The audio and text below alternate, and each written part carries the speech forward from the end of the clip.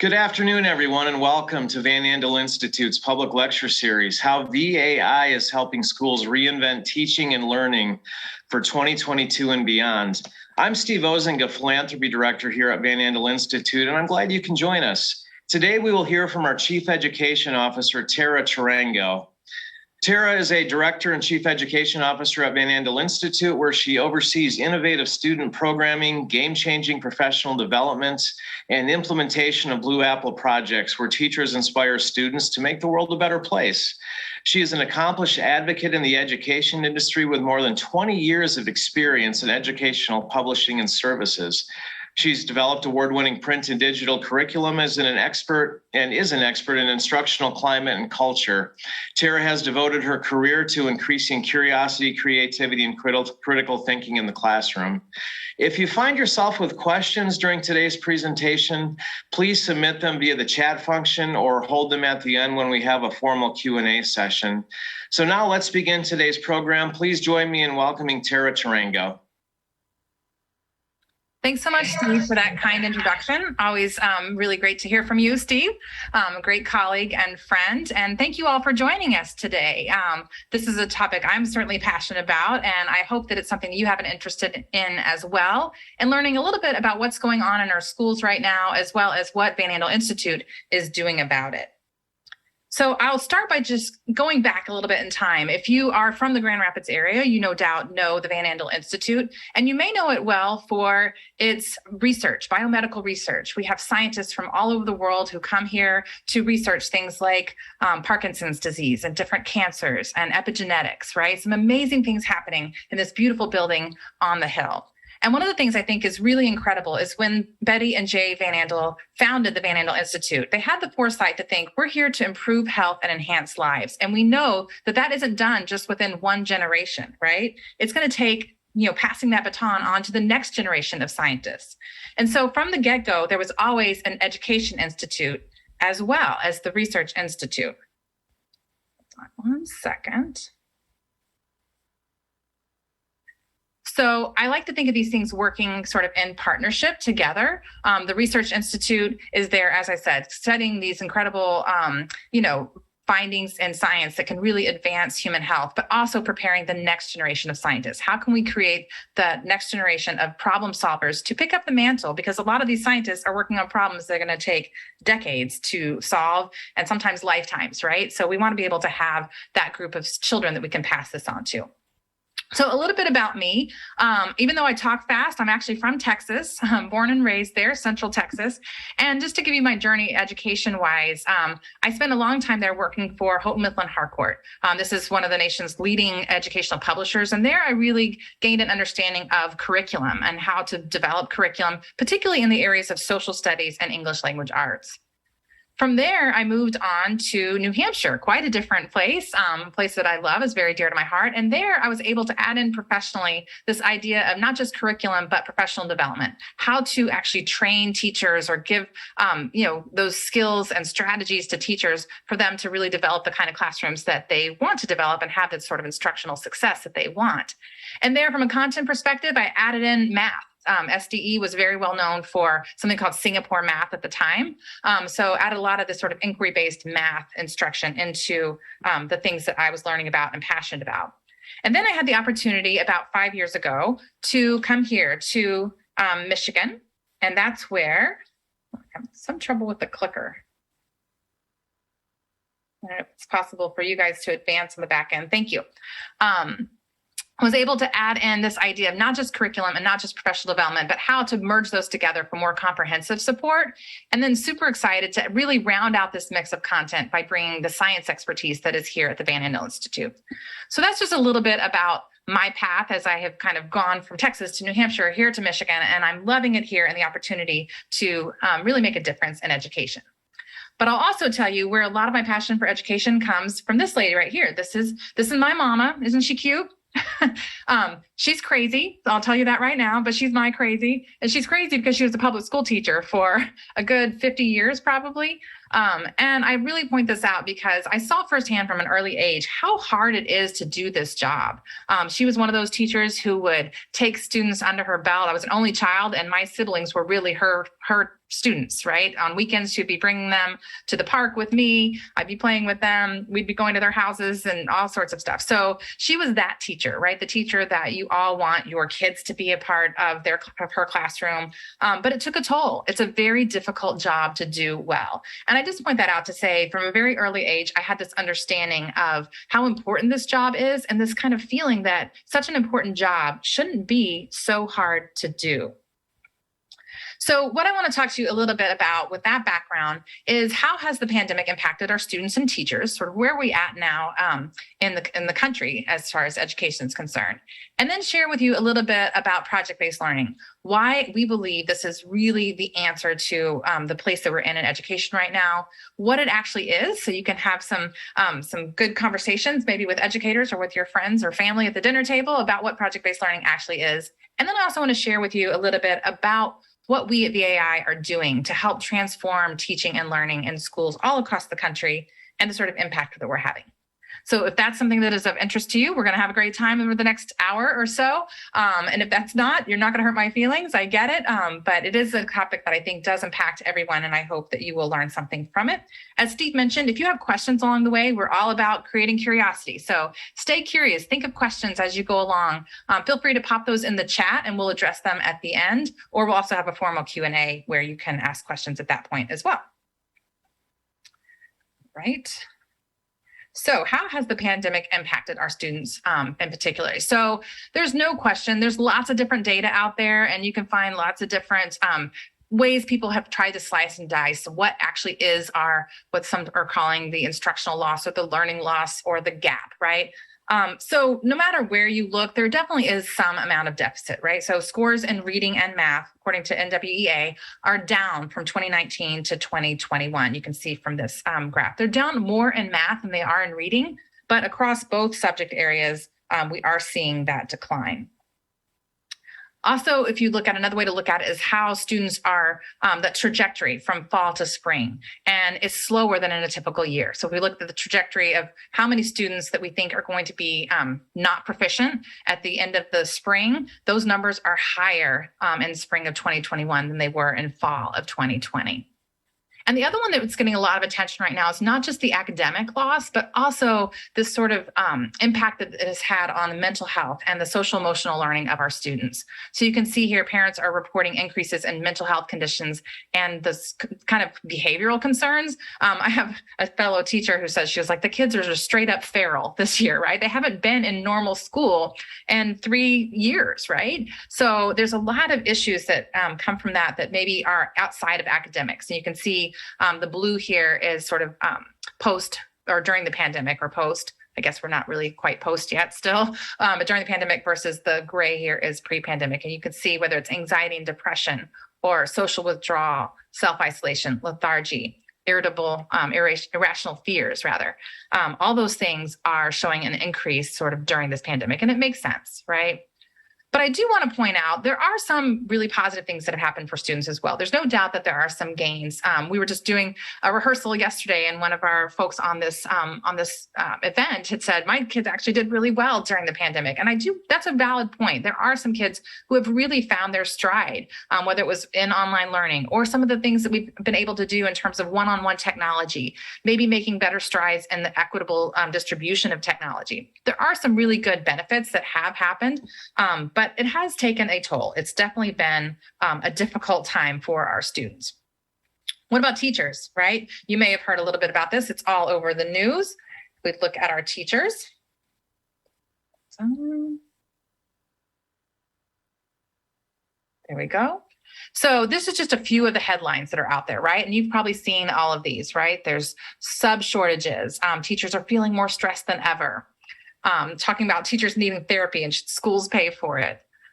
Oklahoma teachers reportedly quitting due to the stress of the pandemic, talking about teacher shortages, all sorts of stuff. Here's my favorite one. No, the teachers are not okay. Just in our own kind of backyard, our own data, we do some administrator webinars periodically. Our typical registration for those is around 65 administrators that register for those. When we did one called Teachers on the Brink, Protecting Teacher Morale and Mental Health, it got 248 registrations. So you can see this is obviously a very huge topic for our administrators.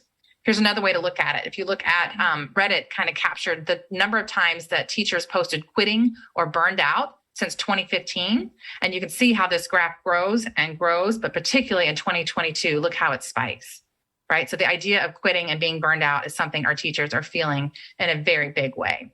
So those are all real realities of where we are now. And just to kind of show you kind of where we've been and where I think we might be going, if we look back to the start of the pandemic, 2019, 2020, March, I think it's March 17th of 2020, there was this sudden shutdown, right? And it was all about remote learning. That was really the emphasis. Then the next school year, it was really still about remote learning. We're still figuring out how to do that. And that's where this term learning loss started to be used, right? And that's got a lot of baggage with it, I'll just say that. But that's where we started to identify, okay, there's definitely some gaps here that are happening. And what do we do about them? So 21, 22 is when people started talking about, okay, what can we do about learning loss? But there's also these COVID protocols and mandates, right, that started getting a lot of attention and added stressor on our teachers. Different community activists, right? People who think that they know what should be taught, people who think they know how it should be taught, people who think they know exactly the way the school should run in light of the pandemic. And so lots of competing ideas there, again, adding stress. I mentioned before, student behavior. It's definitely an issue as we looked at this last school that we just came out of. Teacher morale, and of course, those staffing shortages that I know you've heard about, and they are very, very real. It's really tough out there with our schools having enough people, whether it's to drive the bus, to do after school duty, or to teach our kids. And then what I want to talk about now, though, is what do we do this coming year? I really feel like there is some positive momentum swelling, and people are sort of tired of focusing on the negative and ready to think about how can we reimagine teaching and learning. And in particular, how can we make our learning more authentic? This idea of project-based learning to accelerate learning so we can actually kind of overcome some of those instructional losses that we may have had during the pandemic. All right, so I'm gonna give you a little case for project-based learning, right? And this is really exciting for me because for a while there, it was difficult to find research that actually pointed to PBL increasing student performance. But in February 2021, the George Lucas Educational Foundation came out with 4 studies that really highlight how PBL does increase student performance. So this has been really great to have some concrete research data to be able to cling to. So I'll walk you through 4 of these studies. The first study was in AP US Government and Politics, as well as AP Environmental Science. So this was in high school. And in a 2-year study, those students who received project-based learning instruction they received a 3 or higher, about 8 to 10% higher rate than their peers who did not have project-based learning. And the cool thing about this was primarily in those urban districts where it's difficult to get those kinds of scores. The next study was out of Michigan State University, and this was with 3rd grade science students. And PBL was used with these students, and those students that had the PBL instruction performed 8% higher on their science assessments. And this was regardless of their reading level going into it, which is really a critical component. And another thing, we'll talk on this a little bit more, but it also showed increase in value students place on reflection and collaboration. So we'll talk about SEL, student social emotional learning, in a little bit as well. So the third study here was with 2nd grade low-income students. And again, we saw some incredible gains in performance. So PBL led to a learning increase of 5 to 6 months in social studies, which is just really tremendous, and 2 months in informational reading, which cuts across all your different content areas, this idea of nonfiction reading. So that was out of University of Michigan and Michigan State. And lastly, out of Stanford University was this study with 6th grade. In this case, students were receiving PBL science curriculum, and they made gains. Here's the cool part, not just in science, but also math, English language arts, across all those different assessment areas for an 8 to 28% increase, depending on which assessment you're looking at. So it was really great to see when you're thinking about why project-based learning, there is definitely clear evidence that project-based learning actually does increase student performance. But the second reason I would advocate for PBL is that it not only increases performance, but it also accelerates learning and increases engagement. So I want to go over a few different ways that that is possible, right? So the first is that PBL has an authentic context. And when I share with you a little bit more about what it is, you'll get a better sense of that. But basically, it's the idea that when content is taught sort of in abstraction, right, as sort of an isolated thing without a connection to an authentic context, there's really little motivation to actually care, right? Why should the students learn this? Much less retain the information, right? So you spend a lot of time, whether that is, kind of sometimes behavioral issues or reteaching different things or establishing prior knowledge. A lot of that time gets sucked up doing those things. Whereas when you have an authentic context that your content is woven into, that really generates some authentic engagement from the students that allows the teacher then to go a little faster and accelerate that learning.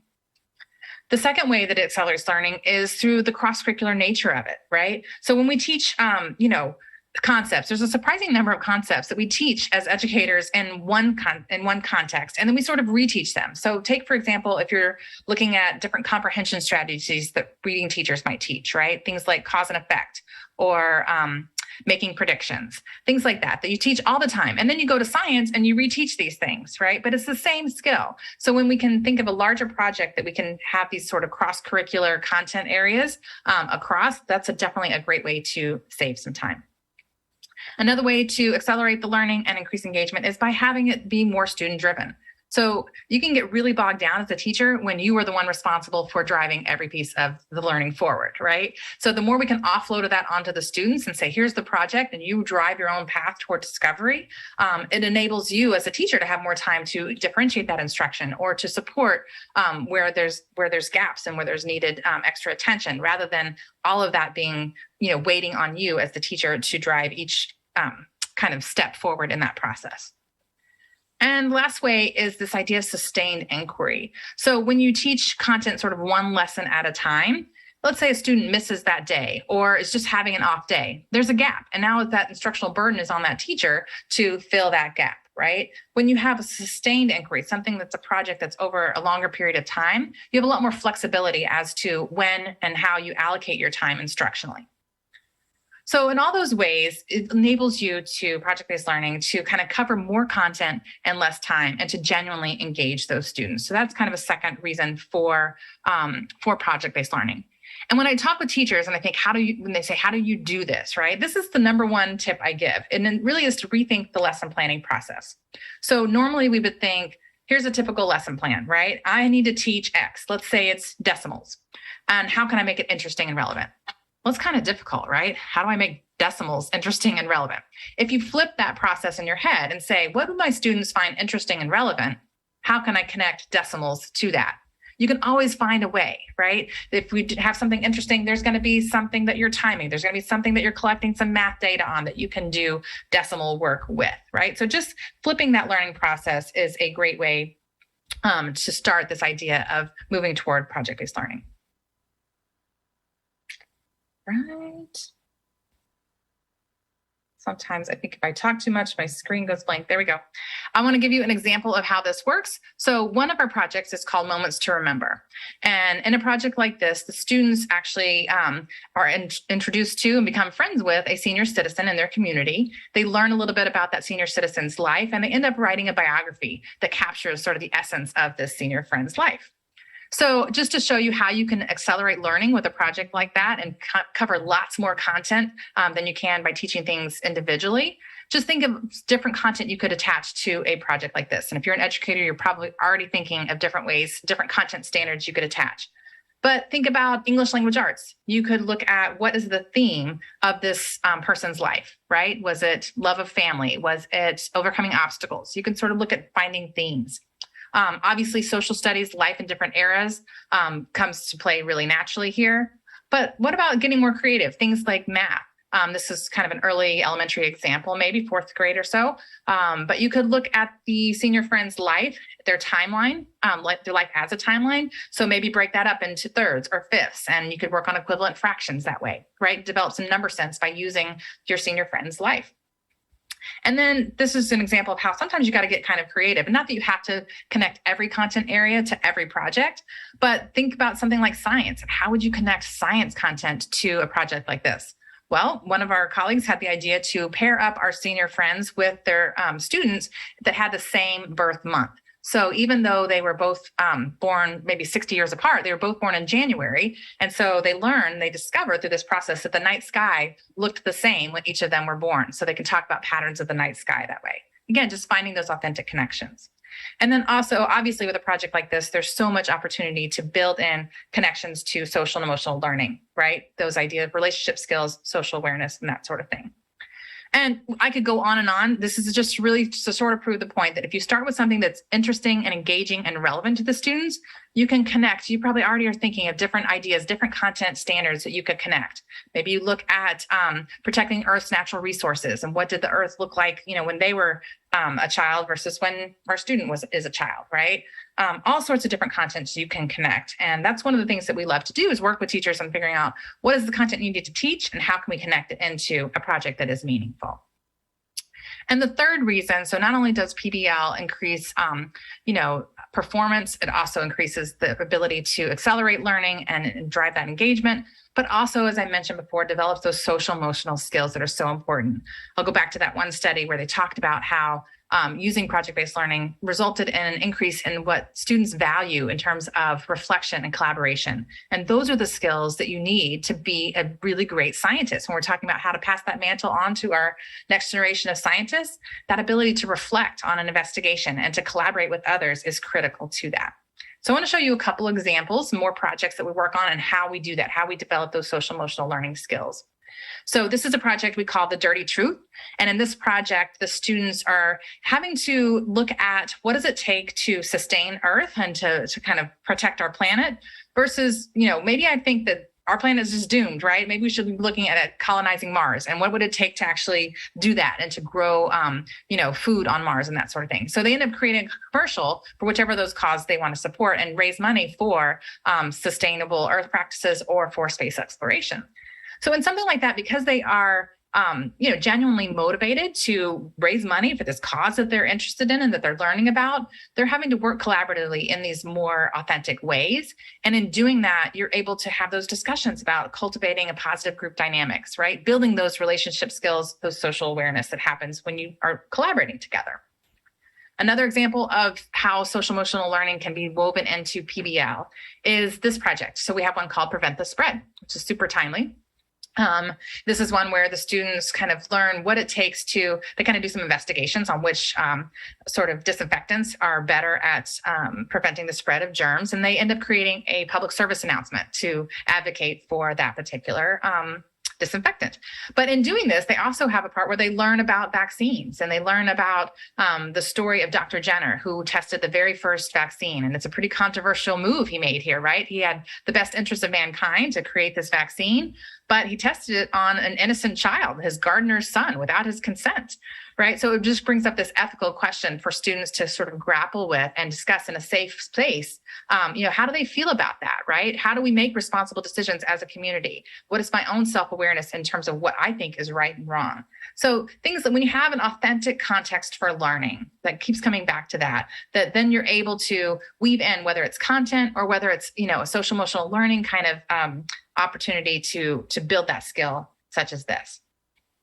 So hopefully that gives you a little sense of why project-based learning. But right now, I think it's particularly a really great time. We know there are these gaps, but we also know that teachers reinvented learning on a dime when they had to, right? We went to remote instruction overnight. Nobody wants to do that again. But the fact that we could change on a dime like that tells us that we can change this time on purpose, the way we want to kind of create those classrooms that we've always wanted to create.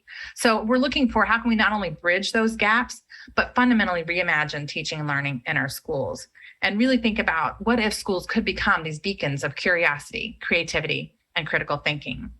I like this quote from an administrator that we saw. He says, "The pandemic has made me realize that unless we find ways to focus on students as people and engage them as people and make the work we're doing important to them where they are now, everything is for nothing. We have to start with them as people." It's just a very human kind of reaction to the pandemic that tells me that it is a really exciting time in education as we look to reimagine what teaching and learning can look like. All right, so hopefully that's a case for why project-based learning. And now I want to share with you, what do I actually mean when I say project-based learning? What are we talking about here? So I like to take some of the jargon out of it. Let's not call it PBL or project-based learning and just think about an authentic learning experience. What are those characteristics of an authentic learning experience? And when I'm working with teachers and administrators, we'll definitely kind of brainstorm this list together because I think it's important that everyone has ownership over what it means to them. But I'll share with you kind of 8 different characteristics that we have found are exemplified in an authentic learning experience. So the first is this idea of sustained inquiry. And I mentioned this a little earlier, but I think about our scientists up the hill. As I mentioned, they are working on problems that are not solved within a 1 hour class period or the 18 minutes a day that it usually takes the students usually get for science in elementary grades, right? And so we want to prepare our students with that same kind of like perseverance and problem solving. So we need sustained inquiry if it's going to be an authentic learning experience, something that's happening over a period of time, not just one class period. Another idea. Hold on. Sometimes it takes my thing a little bit of time. There we go. Is the idea of an authentic audience. And this is interesting because I feel like the level of engagement for students is proportionate to how authentic the audience is. For example, if I have them learn something and they're going to present it to me as the educator, doesn't matter how much they like me, the engagement is right here. And for some reason, they don't mind looking foolish in front of me, right? But if, let's say I bring in an expert on that topic, or I bring in a family who's impacted by the research that's happening from that topic, right? All of a sudden, that engagement goes up higher and higher, the more authentic the person is. And they don't want to look foolish in front of that person, right? So it's a great way to kind of increase that engagement. Iterative thinking. This is one that's always so tough to find the time to really build this in, but that's where the learning happens, is when they reflect on their learning, they get some feedback and they have a chance to make it better. That's where we want to make sure we're having opportunities for that if we're going to call it an authentic learning experience. Student choice, having those opportunities for students to drive the learning process. And the educators, you can decide how much choice to give, right? That's totally within your purview. But the more choice we can give them, the more authentic the learning is, the more engaged they are. So you have that authentic engagement. Cross-curricular, we've talked about that as well. If you think about any given day, let's say you're making dinner at home, right? You're using all sorts of different content areas, right? You might be reading a recipe. There's math as you're measuring. There's science happening as you're transforming this, these ingredients into something that actually tastes good. So we want our experiences that we have for learning to be similarly cross-curricular. Real world application. We want to make sure that students are able to apply what they're learning outside of the classroom. And finally, collaboration. And I use this to say, not just like, let's cooperate, like I'll hold the string and you cut it, right? But it's actually, how do we make meaning together? And I again go to our scientists at the Hill. This is something that we look at with them. One of our scientists there told me there will never be another major scientific discovery by one person. The ideas are too complex. They have to sort of use the knowledge from one group and combine that with the knowledge from another group, combine that with the knowledge of what we're doing to really create meaning together. So what are we doing in our classrooms to facilitate that kind of collaboration? All right, so I want to show you, if you think about those different characteristics of an authentic learning experience, have those in your mind. And I wanted to see if you can spot any of those in a little video I'm going to show you. I'm going to show you a 2-minute video of project-based learning in action. You'll see what it looks like with students and teachers. So I'll play that for you now and see if you can see any of those characteristics evidenced in it.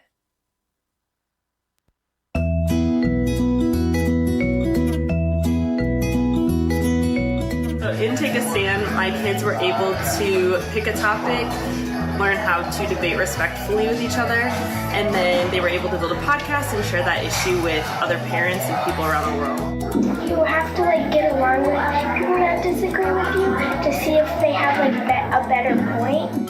If you're debating, you do it politely. When you're debating, you don't fight, you gotta just be kind fighting. My kids were able to collaborate and share ideas throughout this whole project.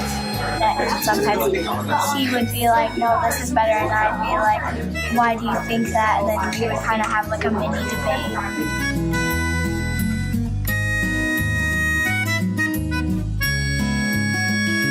We never just listened to our first one we ever did, and it was, so we're definitely glad we leveled it up.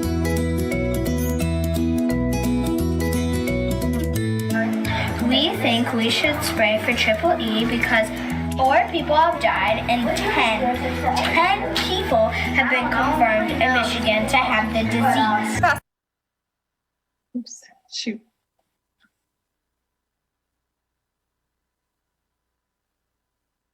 All right, looks like I think I advanced the slide and lost the end of that video, but you get the idea from that, right? Hopefully you can see what it looked like in action, maybe saw a few of those as well.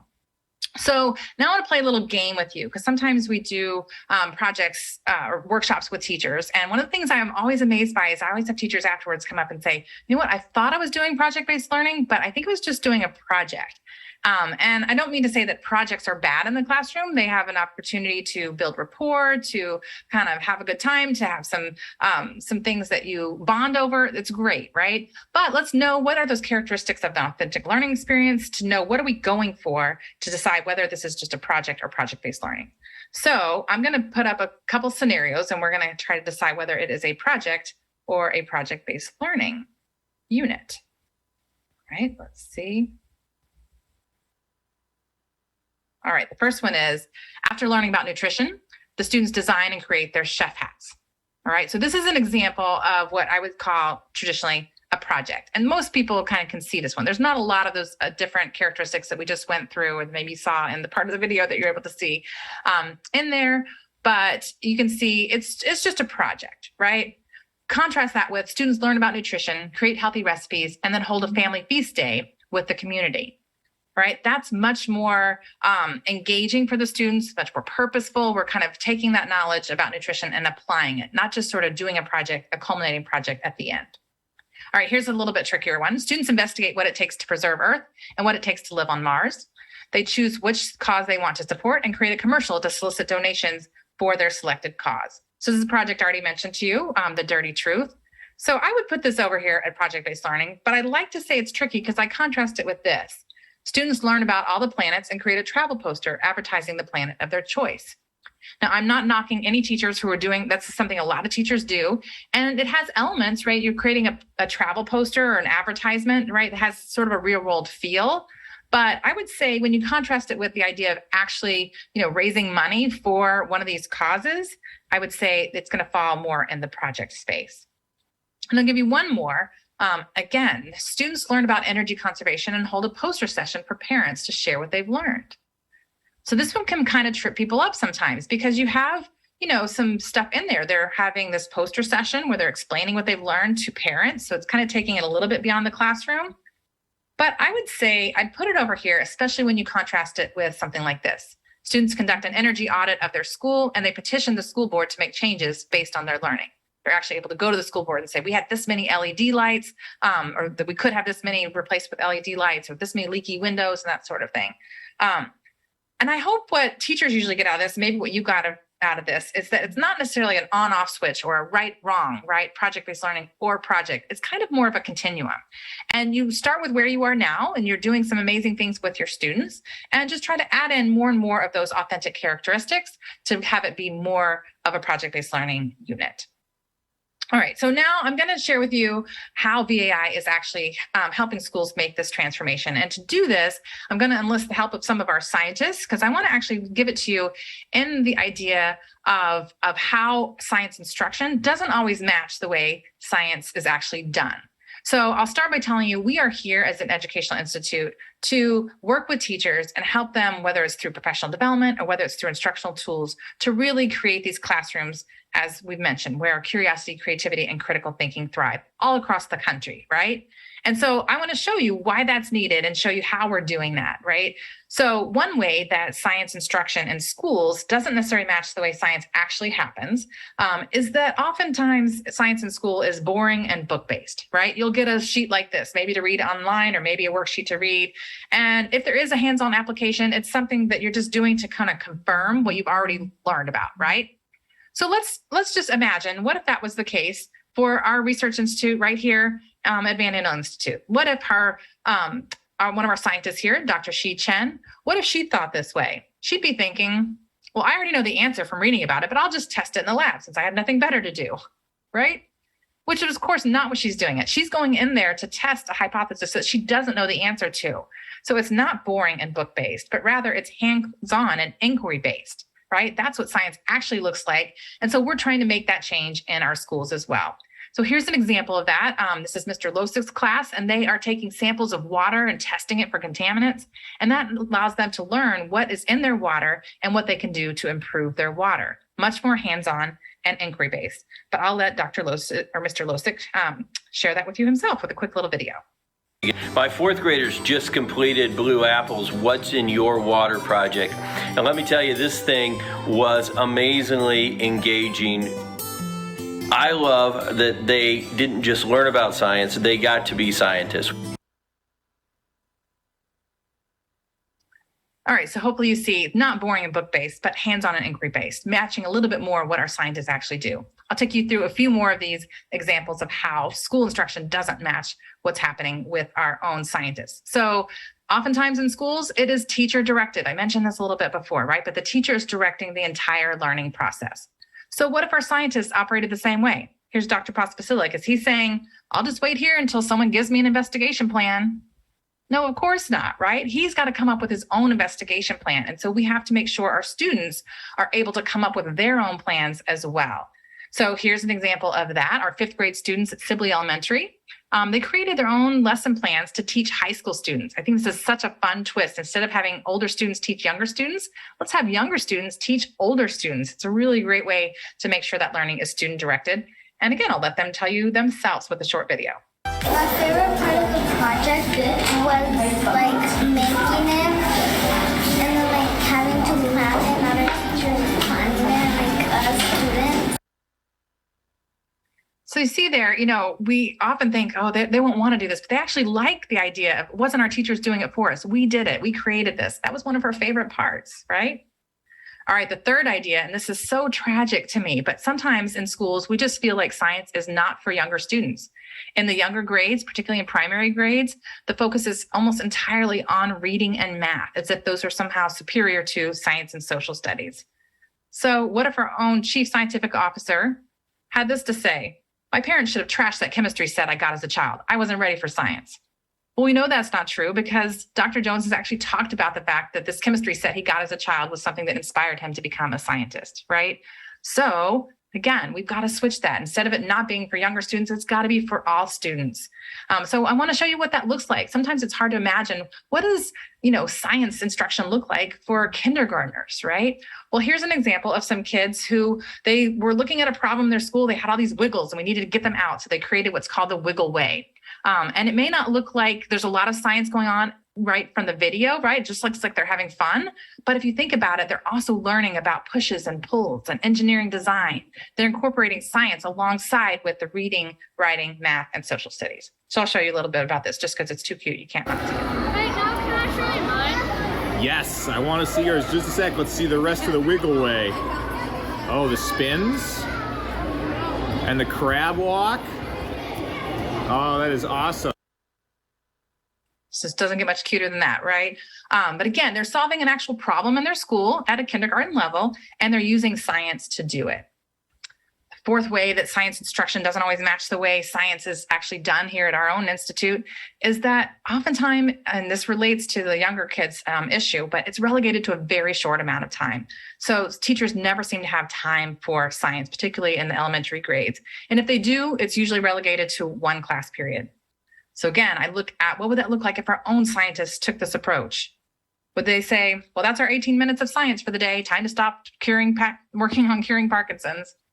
Of course not. And 18 minutes is the average amount of time that an elementary student gets to spend on science a day, right? Just not enough. So we got to make sure that we are having sustained inquiry, able to give these students opportunities to do science over a longer period of time and have that be driven by genuine curiosity, right? So in this class, we looked at, and this is actually part of the video you saw, but this sparked genuine curiosity for these students. And you'll see that's going to drive them to keep learning well beyond the class bell. Though we're all finished with the project, we're still going to keep researching. I think that's probably my favorite quote from a student ever, right? So even though we've stopped this project, I'm going to keep researching it. That's when we know we've created someone who actually loves to learn, and that's how we accelerate learning. The last way that we talk about classroom instruction, science instruction in classrooms doesn't match the way it's actually done is oftentimes when you're looking at science, it's for classroom purposes only. The students are going in there and they know that the purpose of learning this is really solely to do well on a test. So again, how ridiculous would it be if our own Dr. Russell Jones says, I'm only doing this because my boss is going to test me on it later, right? Nobody is coming to test our scientists here. They are doing it because they want to actually change the way human health is these diseases are treated in human health in actual clinical trials to make a difference, right? So it's got that real world application. So that's another way we are changing the way instruction is happening in our classrooms. So here's an example. This is the Moments to Remember project that I mentioned to you earlier, where they make friends with a senior citizen. So I'll have them talk about what real world application meant to them. I thought it was really good because you just got to have the feeling that you know you're helping someone and you're just making them smile, and that makes you smile, and it's like this huge circle of Just kindness. smiles. Yeah, and it makes the whole world a better place. So I hope, again, just so sweet, right? And so meaningful for these students and for the seniors that they're working with. So hopefully that gives you a sense of some of the ways we're trying to make instruction in classrooms all across America better match the way science is actually done. So I'm going to wrap up this part pretty quickly because I want to leave you some time for Q&A. And if you do have questions, go ahead and throw those in the chat and we'll address them in just a minute. But I do want to share with you some of the successes that we are having in actually making these changes across the country. So just a few ideas here on what this is actually looking like. We're having a great time really building our list of subscribers. We have teachers all across the country. We've more than doubled the number of subscribers that we have in the last 2 years. And 65% of those subscribers come from outside of Michigan. So right here, on Medical Mile here in Grand Rapids, we are really having a national impact across the country with teachers and how they perform their instruction. A lot of the ways we do that is providing them what we call timely topics. So we provide them with all sorts of great resources that they can utilize in their classrooms right away, usually on a monthly basis. We took the summer off, so we're just gearing those back up right now. But it's great to see that teachers tell us that they can use these right away. I'm going to use this in my biology classes this week, right? That's how we know we're having the impact that we want to have. Another way is we have some case studies here. Some of these schools that we've done more sustained professional development with. So here are a couple schools that we've worked with, 25 to 35 hours worth of professional development, 10 to 80 hours worth of projects, 175 to 250 students in these different schools. And these are schools that we've worked with when it comes to not just training, but also the resources and the ongoing coaching support to really help them make this transition in their school. Because we really do think it's a combination of all these, right? It's not just the professional development, but you have to also give the teachers the tools to do it. They don't have time to create these on their own. And you have to have that support. They need help to do this job really well. And we want to be that sort of teacher fairy godmother. So I love it. One of those administrators here talks about how PBL has really helped their school get out into the community and that it was just what they needed to make this change.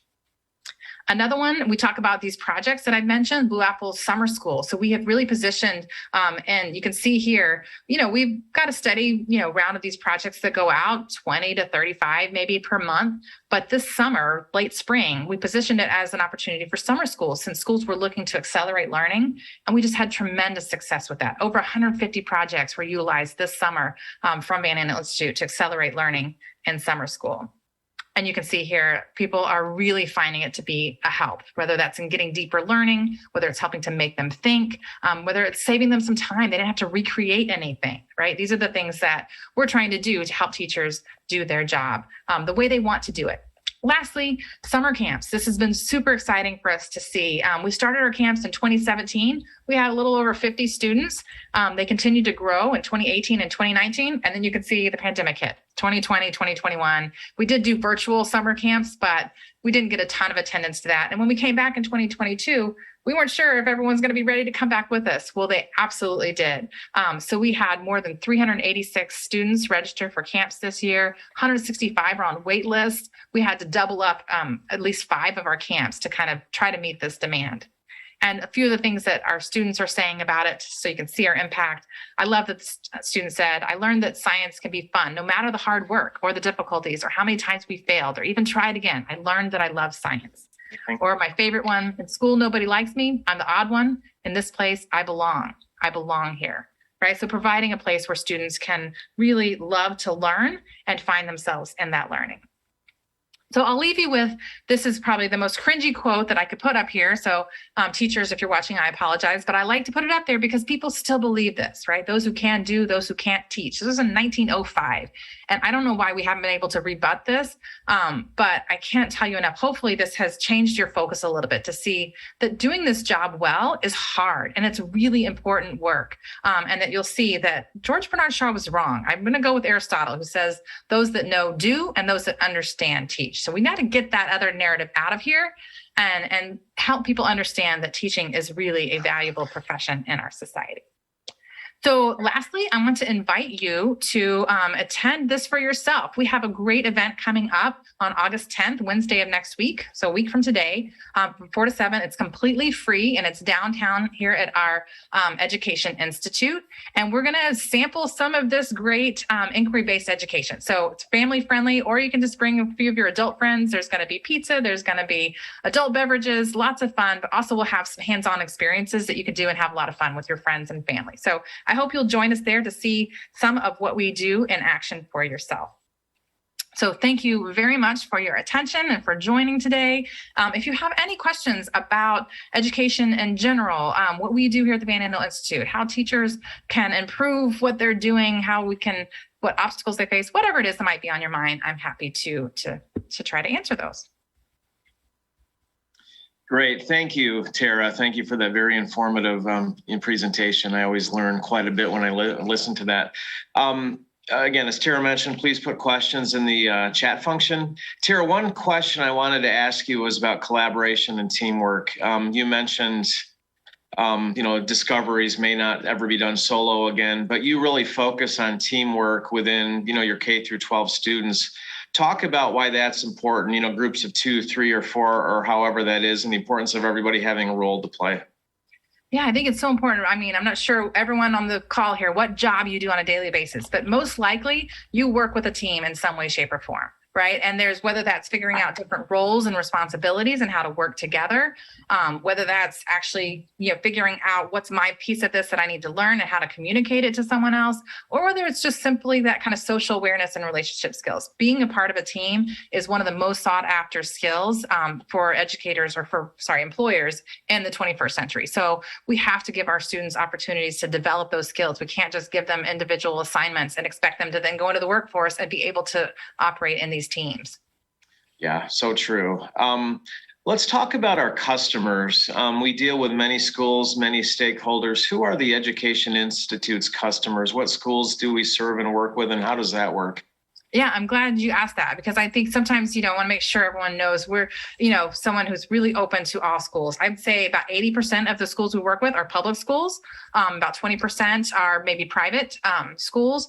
So that's across whether we do, we go to conferences and work with teachers that way, or whether we're working in sustained kind of professional development workshops. But most of them are public school educators, but K through 12, all grade levels. We even dabble a little bit in preschool as well.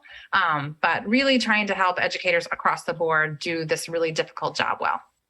Fantastic. And you mentioned the difficult job. Both my parents were educators. I completely understand the challenges, but post-COVID, or if COVID's still wrapping up, what are some of the major challenges facing educators right now? You alluded to some of that in your talk.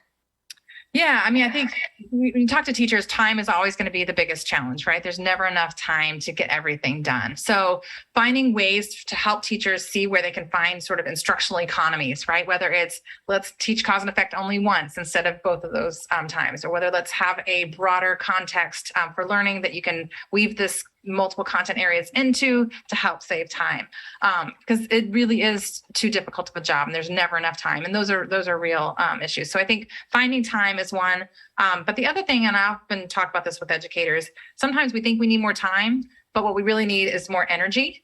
I think that's a lot of times exemplified by, if you see some of these studies about a 4-day work week and how people feel like they can get as much done in a 4-day work week as they can in a 5, and teachers will say the same thing. It's because they have that time to decompress, to find that energy. So I also put that out there, that it's not always time. We think we need time, but it's not always time that we need. So helping teachers not burn out and find the energy, whether that's knowing what brings them that energy, whether it's time socializing with friends, or time alone with a book, or painting, or or exercising, whatever it is that brings you that energy, I think is really important. And teachers don't always make the time to find that for themselves, which can then lead to some significant burnout. For sure. Yeah. Thank you for that thorough answer. For viewers on the call or on the live stream right now, how can viewers on this call help? Are there volunteer opportunities? There are things people can do to participate. You mentioned Curiosity Hour next week, but what are some things that people can do that are on the call?